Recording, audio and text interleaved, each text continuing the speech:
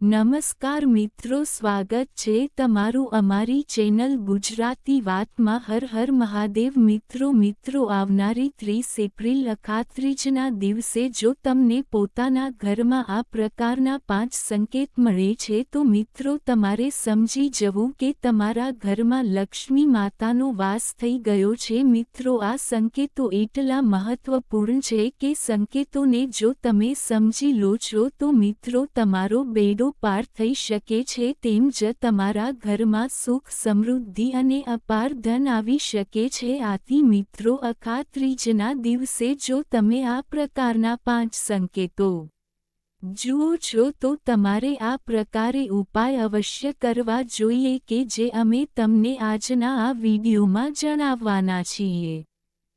તેમજ મિત્રો અખાત્રીજના દિવસે તમને અમુક એવા પણ સંકેત મળશે કે જે સંકેતને જાણીને તમે એવું નક્કી કરી શકો છો કે લક્ષ્મી માતા તમારા ઘરમાં વાસ કરે છે કે નહીં।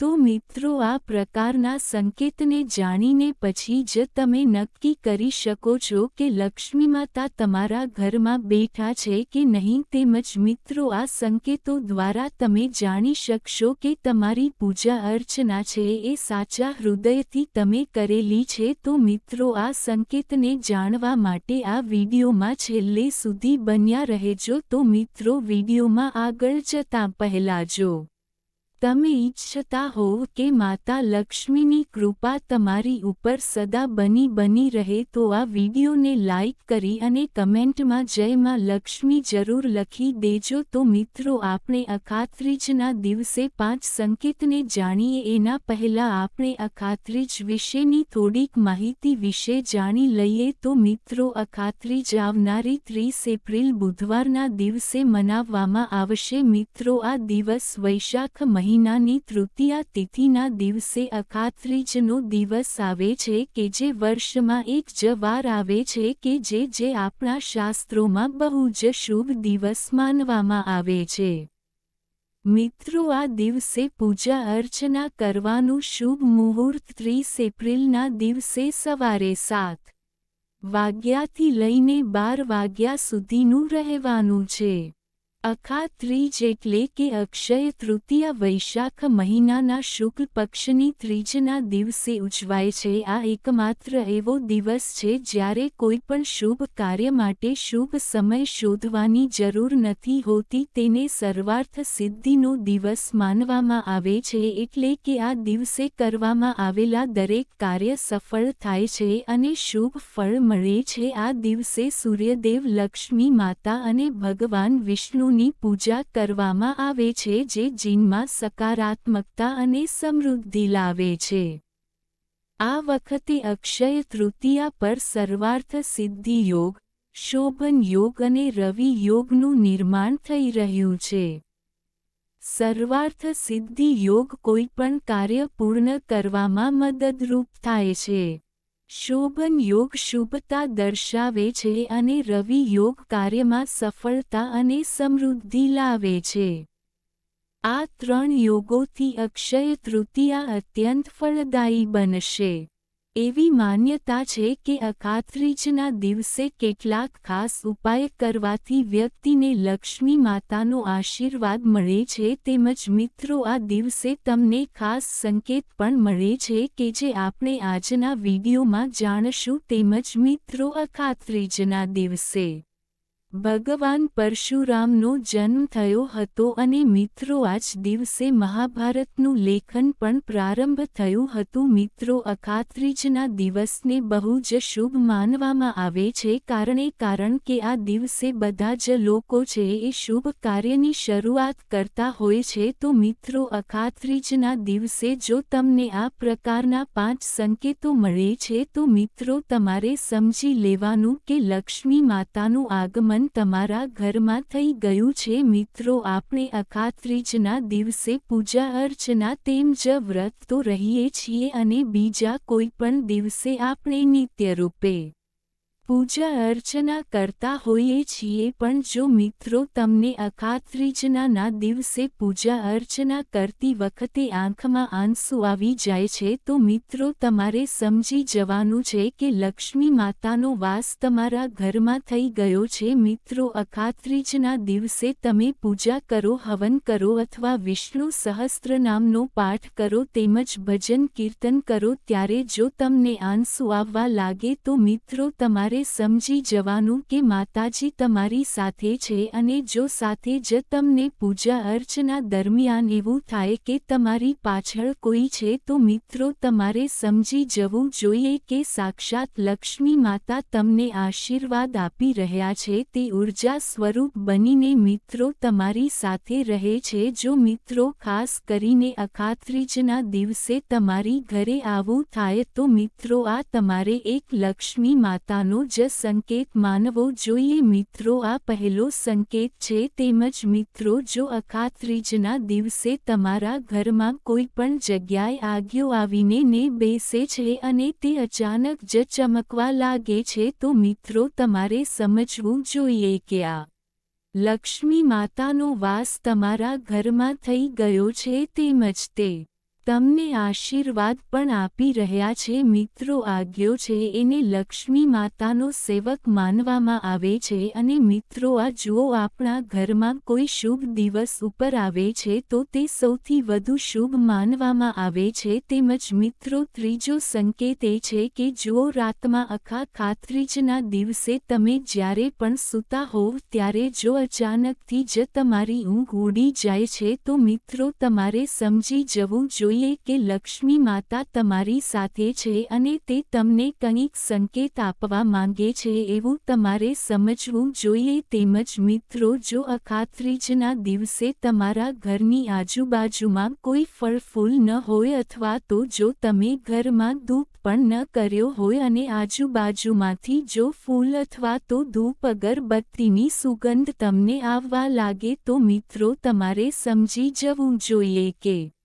સાક્ષાત લક્ષ્મી માતાના આશીર્વાદ તમને પ્રાપ્ત થઈ ગયા છે। તેમજ મિત્રો, જો અખાત્રીજના દિવસે તમને સપનામાં નાની કન્યા દેખાય છે તો મિત્રો આ એક દેવી સ્વરૂપ જ માનવામાં આવે છે। તો જો મિત્રો અખાત્રીજના દિવસે તમને કોઈ નાની કન્યા સપનામાં આવે છે તો મિત્રો તમારે સમજી જવું જોઈએ કે લક્ષ્મી માતા તમારી સાથે જ છે। તેની સાથે જ મિત્રો, જો તમને સપનામાં લાલ ચુંડી દેખાય છે તો પણ તમારે આ એક માતાજીનો જ સંકેત સમજવો જોઈએ। તેમજ મિત્રો, અખાત્રીજના દિવસે જો તમે પૂજા અર્ચના કરો છો તો દીવાની જે જ્યોત જે છે એ જો એકદમ સીધી જ થઈ જાય છે તો મિત્રો તમારે સમજી જવું જોઈએ કે સાક્ષાત લક્ષ્મી માતા તમારા ઘરમાં વાસ કરવા માટે આવ્યા છે। મિત્રો, લક્ષ્મી માતા છે અખાત્રીજના દિવસે બધા જ ભક્તોને આ પ્રકારના સંકેતો બતાવે છે। તો મિત્રો, હવે આપણે એ પણ સંકેત વિશે જાણીએ કે જો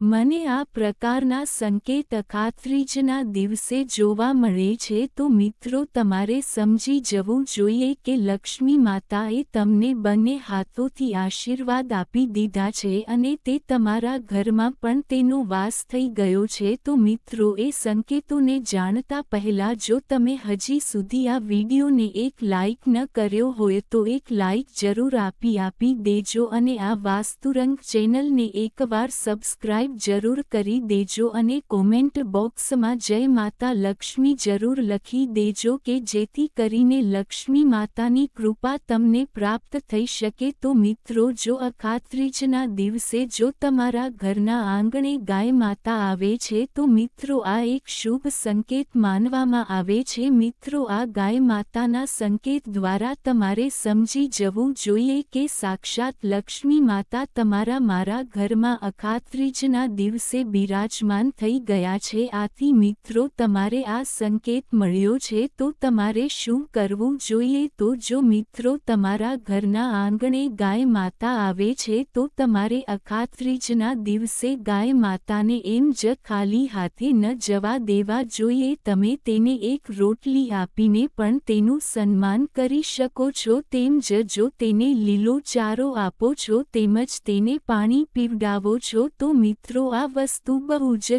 શુભ માનવામાં આવે છે. મિત્રો અખાત્રીજના દિવસે જો તમને લક્ષ્મી માતાનો આ સંકેત મળે છે તો તમારે ગાય માતાને એક રોટલી અને જળ જરૂર આપવું જોઈએ અને તેને લીલો ચારો પણ આપવો જોઈએ. આનાથી લક્ષ્મી માતા પણ તમારાથી પ્રસન્ન થાય છે અને બધા જ દેવી દેવતાઓની કૃપા તમને પ્રાપ્ત થઈ શકે છે. તેમ જ મિત્રો જો અખાત્રીજના દિવસે તમારા ઘરમાં છછુંદર નીકળે છે તો મિત્રો આ એક તમારે લક્ષ્મી માતાનો જ સંકેત માનવો જોઈએ અને તમારે એવું માનવું જોઈએ કે લક્ષ્મી માતા તમારા ઘરમાં વાસ કરવા માટે આવી ગયા છે. કારણ કે મિત્રો આ છુંદર છે તેને લક્ષ્મી માતાનું જ સ્વરૂપ માનવામાં આવે છે. આથી મિત્રો જો અખાત્રીજના દિવસે તમારા ઘરમાં છછુંદર તમને દેખાય છે તો તમારે તેને કોઈ પણ રીતે ઈજા પહોંચાડવી ન જોઈએ. કારણ કે મિત્રો આ છુંદર છે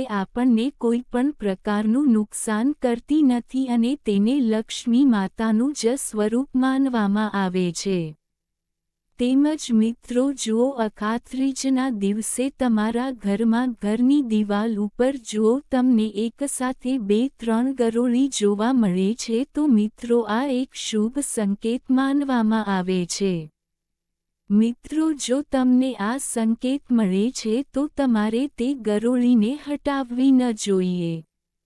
મિત્રો એક સાથે 3 ગરોળી જો તમને અખાત્રીજ ઉપર ઘરની દિવાલ ઉપર દેખાય છે તો મિત્રો આ એક લક્ષ્મી માતાનો જ શુભ સંકેત માનવામાં આવે છે કે જેનાથી તમારે સમજવું જોઈએ કે સાક્ષાત લક્ષ્મી માતાના આશીર્વાદ તમને પ્રાપ્ત થઈ ગયા છે. તેમજ મિત્રો જો અખાત્રીજના દિવસે તમારા ઘરમાં મધમાખી આવે છે તો મિત્રો તમારે આ એક શુભ સંકેત માનવો જોઈએ. કારણ કે મિત્રો મધમાખીને લક્ષ્મી માતાનું સ્વરૂપ માનવામાં આવે છે. આથી મિત્રો જો અખાત્રીજના દિવસે મધમાખી તમારા ઘરમાં કોઈ પણ વૃક્ષ ઉપર પોળું બાંધે છે તો મિત્રો આ એક બહુ જ શુભ સંકેત મનાય છે. મધમાખી જો આપણા ઘરમાં પોળું બાંધે છે તો મિત્રો તમારે લક્ષ્મી માતાનો જ એક સંકેત સમજવો જોઈએ કે જેનાથી તમારા ઘરની પ્રગતિ થઈ શકે છે. તેમજ મિત્રો જુઓ અખાત્રીજના દિવસે તમને પોતાના ઘરમાં કાળી કીડીઓની લાઈન જોવા મળે છે તો મિત્રો આ એક લક્ષ્મી માતાનો જ સંકેત માનવામાં આવે છે.